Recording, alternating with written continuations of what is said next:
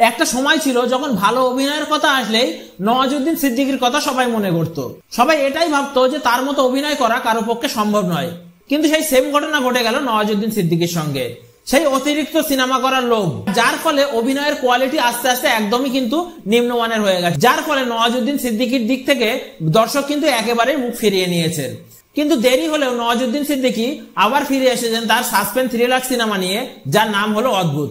এই সিনেমাটির নাম যেমন অদ্ভুত, তার কাহিনীও কিন্তু একদমই অদ্ভুত। আর এই সিনেমাটির ক্লাইম্যাক্স যে এমন হবে সেটি কিন্তু কেউ কখনো কল্পনা করতে পারেনি। সিনেমাটি দেখার পর যদি কখনো রাত 3টের সময় আপনার ঘুম ভেঙে যায় আর যদি দেখেন আপনার পাশে একজন শুয়ে রয়েছে উল্টো হয়ে এবং আপনি কথা বলতেও পারছেন না, তো তখন আপনার কেমন ফিল হবে যা শুধু একটু ইমাজিন করুন। সিনেমাটি দেখতে যেমন, তার থেকেও বেশি কিন্তু এই সিনেমাটির ভয় আপনার মনের মধ্যে ঢুকে যাবে। সিনেমাটি দেখার পর আপনার ব্রেন কিন্তু একটু অন্যরকমই কাজ করবে। সিনেমাটির ট্রেলার যদি আমরা দেখি তাহলে সেই পুরনো রাজ আর 1920 সিনেমার কথা আমাদের মনে পড়ে যাবে। একটি ছেলে ও একটি মেয়ে একটি নতুন বাড়িতে তারা থাকতে আসে এবং তারা বুঝতে পারে যে তাদেরকে কোনো তৃতীয় ব্যক্তি ফলো করছে চুপি চুপি এবং তাদের উপর সে নজর রাখছে। নজর রাখা পর্যন্ত তো ঠিকই ছিল, এরপর হঠাৎই মিক্সার মেশিন চালু হয়ে যাওয়া এবং চলন্ত ফ্যান যখন উড়ে তাদের দিকে চলে আসে, এটিকে তখন আর নর্মাল কোনো কিছু ভাবাই যায় না এবং তখন তারা বুঝতে পারে যে এটি কোনো সাধারণ মানুষের কাজ নয়, এটি ভূত পেতনেরই কোনো লীলা খেলা হবে। তো সাধারণভাবে এমন ঘটনা আমাদের সঙ্গে ঘটলে আমরা কিন্তু আগে যাব পুলিশের কাছে, কিন্তু এই দম্পতি একটু অন্য ধরনের। তারা কিন্তু পুলিশের কাছে না গিয়ে তারা কিন্তু চলে যায় একটি ডিটেকটিভের কাছে, আর সেই ডিটেকটিভ আর কেউ নয়, স্বয়ং নওয়াজুদ্দিন সিদ্দিকী স্যার। আর এই ডিটেকটিভের কাছে এমনই পাওয়ার রয়েছে যে কিনা গণনা করে বলে দিতে পারে অতীত, বর্তমান এবং ভবিষ্যতের কথা। আর এই 3টি চরিত্র বাদে আরো একটি চরিত্র রয়েছে 4র্থ নম্বরে, যে কিনা কুকুরকে যতটা ভালোবাসেন তার থেকে কিন্তু বেশি ঘৃণা করেন কিছু কিছু মানুষকে দেখে। এই 4 নম্বর চরিত্রের শহরে যখন এন্ট্রি হয় তারপর থেকে এমন কিছু ঘটনা ঘটে যায় যেটা কিন্তু সামাল দিতে হিমশিম খেয়ে যান স্বয়ং ডিটেকটিভও।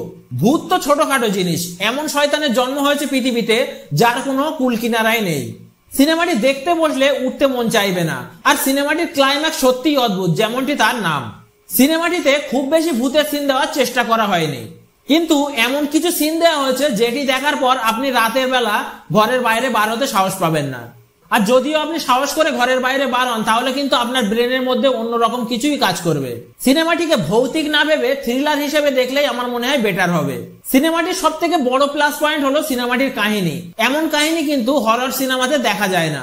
এমন কাহিনী দেওয়া হয়েছে এই সিনেমাতে যে আপনার পুরো ব্রেনকে নাড়িয়ে দেবে। আর সিনেমাটির সব থেকে নেগেটিভ পয়েন্ট হলো এই সিনেমার মিউজিক। সিনেমাটিতে কোনো গানও রাখা হয়নি। বলিউডের যত ভৌতিক সিনেমাগুলো আছে সেগুলোর কিন্তু সব থেকে বেশি হাইপে থাকার কারণ রয়েছে সিনেমাগুলির গান, আর এই সিনেমাতে গান না থাকার কারণে সিনেমাটির হাইপও কিন্তু অনেক কমই আছে। সিনেমাটির সব থেকে বড় ক্রেডিট পাবে হলো নওয়াজুদ্দিন সিদ্দিকী। তার ডিটেকটিভের চরিত্রে এই অভিনয় সত্যি প্রশংসিত।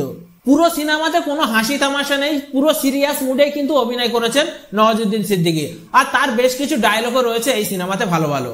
সিনেমাটিতে দেখার মতো তেমন কোনো ভালো ভৌতিক সিনও নেই এবং ভালো কোনো গানও নেই। সিনেমাটিতে দেখার মতো আছে কাহিনী ও থ্রিলার। তো হাতে টাইম পাস করার মতো সময় থাকলে এই সিনেমাটিকে একবার হলেও দেখে নিতে পারো, আমার মনে হয় খারাপ লাগবে না।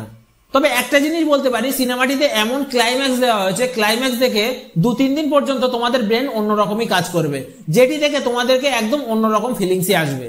তো আজকের ভিডিওটি এই পর্যন্ত ছিল, দেখা হবে পরের ভিডিওতে।